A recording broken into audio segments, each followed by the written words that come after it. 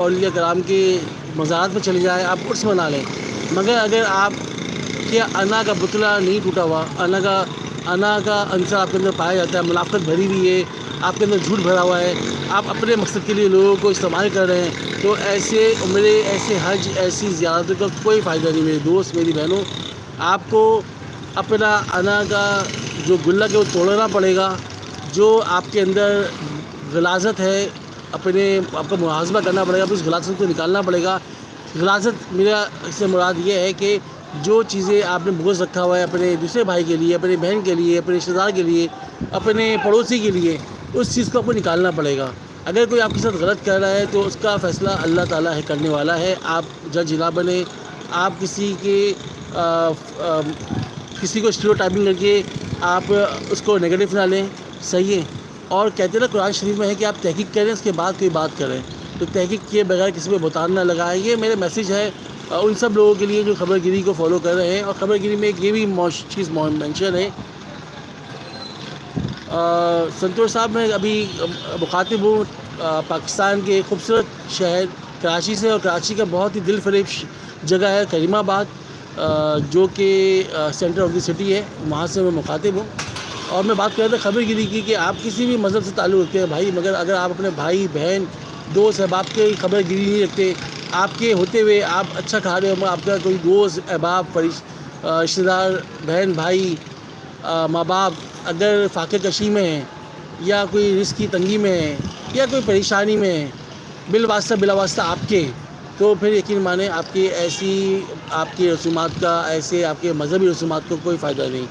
آپ سے گزارش ہے کہ اس خبر گیری مہم کو آگے بڑھائیں۔ خبر گیری مہم میں آپ کو یہ کرنا ہے کہ اپنی گلی میں اگر آپ کے 20 گھر ہیں تو اس 20 گھروں کی آپ کو خبر گیری رکھنی ہے، اپنے 2 نمائندے بنائیں، ایک عورت کا ایک مرد کا۔ عورت جو ہے عورت سے جا کے ملے، مرد مردوں سے جا کے ملے،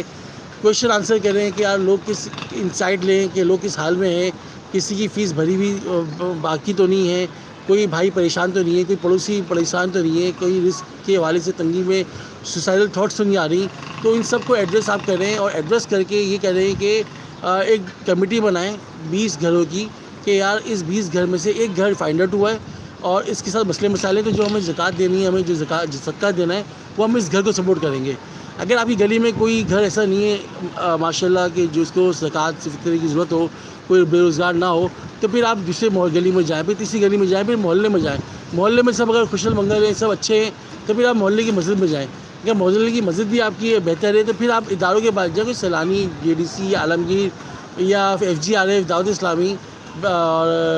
بیت السلام، اب اس طرف جا کے پھر آپ جو ہے دارالعلوم، ان کو آپ جگہ ڈونیٹ کریں اور صدقہ اور خیرات کریں۔ پہلے آپ کے بھائی کا حق ہے، آپ کی بہن کا حق ہے، آپ کے پڑوسی کا ہے، آپ کے محلے دار کا ہے، آپ کے محلے کی مسجد کا ہے، اس کے بعد پھر کسی آپ ادارے کی طرف جائیں۔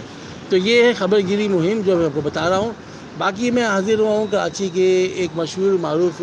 سینٹر سے، اس کا نام ہے کریم آباد،